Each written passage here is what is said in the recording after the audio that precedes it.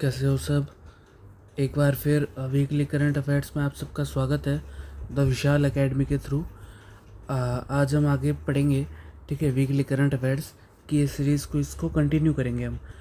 आज 8 अप्रैल से 14 अप्रैल के बीच के जो भी मेन करंट के मुद्दे हैं वो देखते हैं। सो क्वेश्चन नंबर 1 देखते हैं। 8 अप्रैल 2024 को आयोजित परिवर्तन चिंतन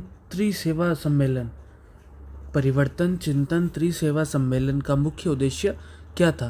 तो इसका मुख्य उद्देश्य था संयुक्तता और एकीकरण प्रयासों के लिए नए विचार और सुधार उत्पन्न करना।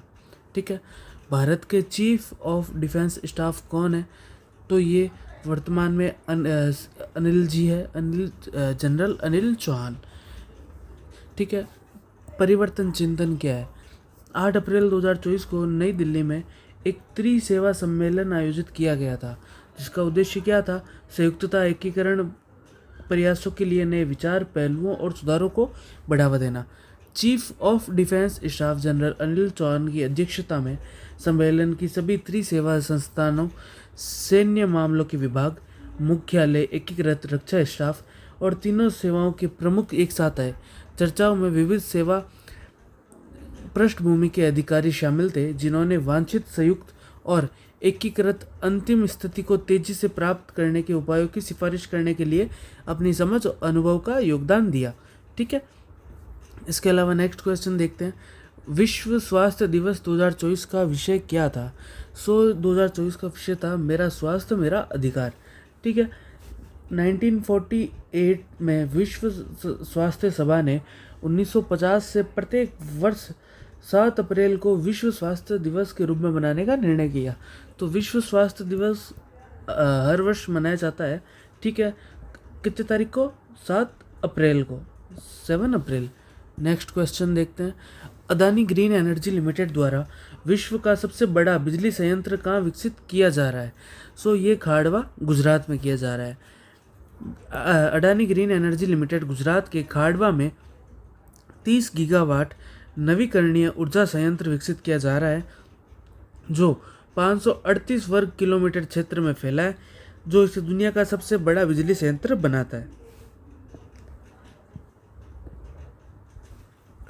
खाड़वा में परियोजना क्षेत्र पेरिस से 5 गुना बड़ा और लगभग मुंबई जितना बड़ा है। तो ये जो विकसित हो रहा है ये संयंत्र अप्रोक्स पेरिस से तो 5x बड़ा है और मुंबई के इक्वल है। ठीक है। तो अपन सोच सकते हैं कितने बड़े एरिया में इसका विकास किया जा रहा है। परियोजना से राष्ट्रीय ग्रिड में पहला ऊर्जा प्रवाह 14 फरवरी 2024 को हुआ, जिसकी प्रारंभिक क्षमता 551 मेगावाट सौर थी। अडानी ग्रीन एनर्जी लिमिटेड ने इस परियोजना में लगभग 1.5 लाख करोड़ रुपए निवेश करने की योजना बनाई है। खाड़वा परियोजना सौर और पवन ऊर्जा दोनों उत्पन्न करेगी। मार्च 2024 में 2000 मेगावाट सौर ऊर्जा पहले ही चालू हो चुकी है। कंपनी का लक्ष्य मार्च 2025 तक 6 गीगावाट बिजली उत्पादन तक पहुंचने का है और उसके बाद हर साल न्यूनतम 5 गीगावाट तक विस्तार करने की योजना है। अदानी ग्रीन एनर्जी लिमिटेड का लक्ष्य 2030 तक 45,000 मेगावाट नवीकरणीय ऊर्जा उत्पादन करना है। ठीक है। नेक्स्ट, या आप एक बार देख लेना, इसको पढ़ लेना इसके बारे में। कौन सा समुदाय चेटी चंड को अपने नए साल के रूप में मनाता है? तो जो सिंधी समुदाय है वो चेटी चंड मनाता है। ठीक है। चेटी चंड क्या होता है? ये सिंधी समुदाय के लिए नया साल होता है। लोग मंदिर जाते हैं, प्रार्थना करते हैं और सामुदायिक देवताओं में भाग लेते हैं, सामुदायिक दावतों में भाग लेते हैं। यह सिंधी संरक्षक संत झूलेलाल की जयंती मनाता है। ठीक है। तो ये थोड़ा सा याद रखना। इसके बाद अपन देखते हैं गुड़ी पड़वा उत्सव के दौरान घरों के बाहर क्या उगाया जाता है? तो यहाँ पे एक खंबा होता है, उसको सजाया जाता है। ठीक है। तो एक सजाया हुआ खंबा। गुड़ी पड़वा महाराष्ट्र में होता है। पहली बात तो ये भी याद रखना। ठीक है ना, कहाँ होता है गुड़ी पड़वा? महाराष्ट्र में। ठीक है। तो गुड़ी का मतलब एक सजाया हुआ खंबा। ठीक है, जिसको जीत और सौभाग्य का प्रतीक मानते हैं। Next question. उगादी को नए साल के दिन के रूप में किन राज्यों में मनाया जाता है? उगादी को अपन साउथ साइड में अपन देख सकते हैं ठीक है। इंडिया के साउथ साइड में उगादी काफ़ी देखने को अपन को मिलता है इस एरिया में, ठीक है। लाइक आंध्र प्रदेश, तेलंगाना और कर्नाटक, ठीक है। महाराष्ट्र, ठीक है, साउथ साइड है लेकिन इतना प्रॉपर अपन इसको नहीं मान सकते। और पंजाब और मणिपुर तो एकदम ही, पंजाब नॉर्थ में रह गया, मणिपुर ईस्ट में रह गया, ठीक है। उगादी को आंध्र प्रदेश, तेलंगाना, कर्नाटक राज्यों में नए साल के दिन के रूप में मनाया जाता है। इस दिन लोग अपने घरों को साफ करते हैं, आम के पत्तों से दरवाजे सजाते हैं, उगादी पचड़ी नामक एक विशेष पकवान तैयार करते हैं जो जीवन के विभिन्न स्वादों का प्रतीक है। नेक्स्ट क्वेश्चन, कौन सी घटना विक्रम संवत 2081 की शुरुआत का प्रतीक है? सो चित्र शुक्लादि इसका प्रतीक माना जाता है, ठीक है। चैत्र शुक्लादि विक्रम संवत 2081 की शुरुआत हो गई है। चैत्र शुक्लादि उत्तर भारत के कुछ हिस्सों में हिंदू कैलेंडर के अनुसार नए साल के दिन है, ठीक है। इसके बाद नेक्स्ट क्वेश्चन देखते हैं अपन। इसमें दो चीज़ें और है, एक तो नवरेह, एक साजिबू चेरा ओबा, ठीक है। नवरेह क्या होता है? नवरेह कश्मीरी हिंदू नववर्ष है, ठीक है। नवरेह क्या है?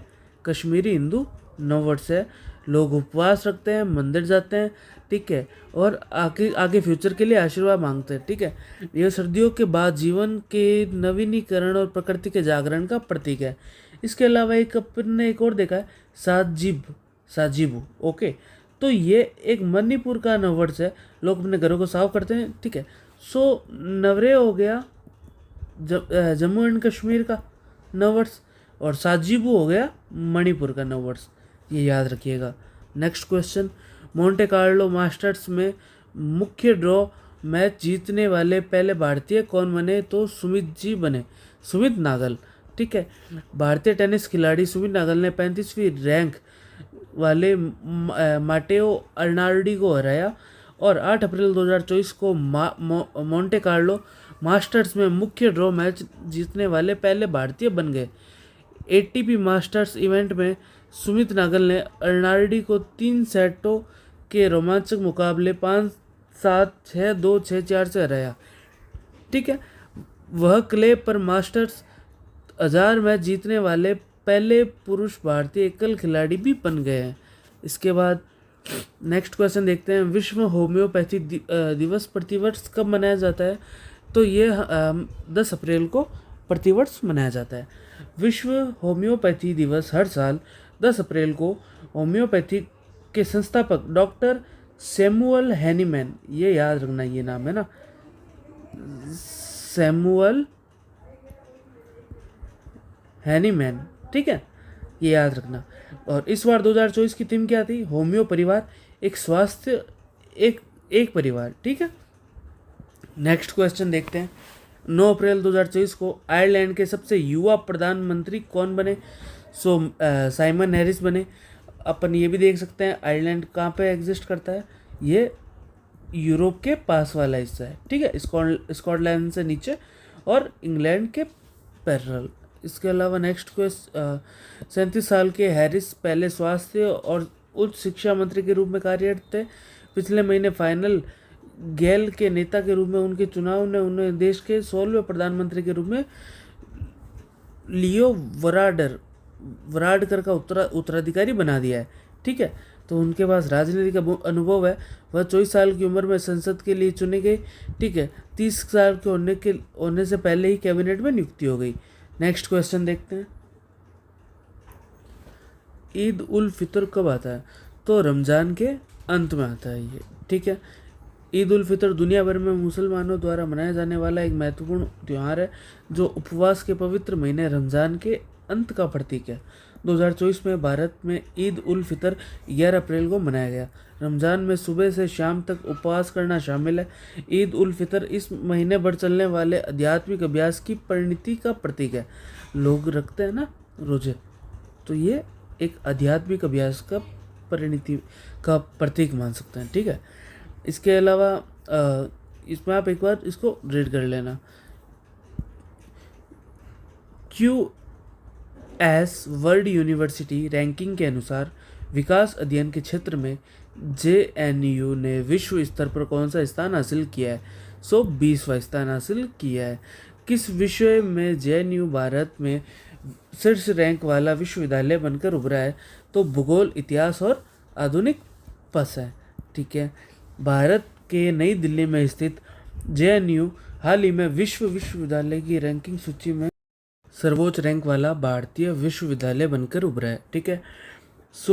लंदन स्थित उच्च शिक्षा विश्लेषकी फर्म क्वेरेले साइमंड्स ने हाल ही में इसकी रैंकिंग जारी की है। ठीक है। इसके अलावा अपन नेक्स्ट क्वेश्चन पर चलते हैं।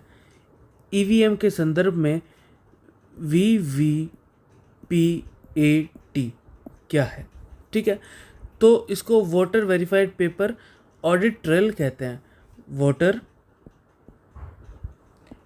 Verified paper audit trail. ठीक है। सी। इस आगे चलते हैं। ईवीएम को कागजी मतपत्रों के विकल्प के रूप में पेश किया गया था। मतपत्रों पर फर्जी मतदान और बूथ कैप्चरिंग का खतरा था। 1990 के दशक में राज्य के स्वामित्व वाली ECIL और BEL बेल और ECIL द्वारा विकसित और परीक्षण किया गया। 1998 और 2001 के बीच धीरे धीरे ईवीएम को भारतीय चुनावों में शामिल कर लिया गया। ठीक है। भारत और उज्बेकिस्तान के बीच किस संयुक्त सैन्य अभ्यास का 5वां संस्करण 15 अप्रैल से 28 अप्रैल 2024 तक उज्बेकिस्तान के टर्मेज जिले में आयोजित हुआ है? डस्ट लिंक संयुक्त सैन्य अभ्यास। इसके अलावा केंद्रीय प्रत्यक्ष कर बोर्ड CBDT, ठीक है, के अनुसार करदाता आंकलन वर्ष 2024-25 के लिए अपना आयकर रिटर्न कब तक दाखिल कर सकते हैं? तो ये इसकी तारीख रहती है 1 अप्रैल 2024 तक। ठीक है। ये कुछ क्वेश्चंस थे एक वीक के, इसमें कुछ खास नहीं था। ठीक है। 2 से 4 क्वेश्चन इंपॉर्टेंट है, वो आप ध्यान में रखना, थोड़े से एग्जाम में डायरेक्ट आ सकते हैं। इसके अलावा नेक्स्ट टाइम मैं फिर आऊँगा, फिर वीकली करंट अफेयर लाऊंगा। इकोनॉमिक्स की क्लासें पढ़नी चल ही रही है। ठीक है। साइंस के भी मैं क्वेश्चन आंसर लेके आ रहा हूँ MCQ टाइप। ठीक है। चैनल को लाइक करना, सब्सक्राइब करना और बेल आइकन प्रेस करना। Thank you so much.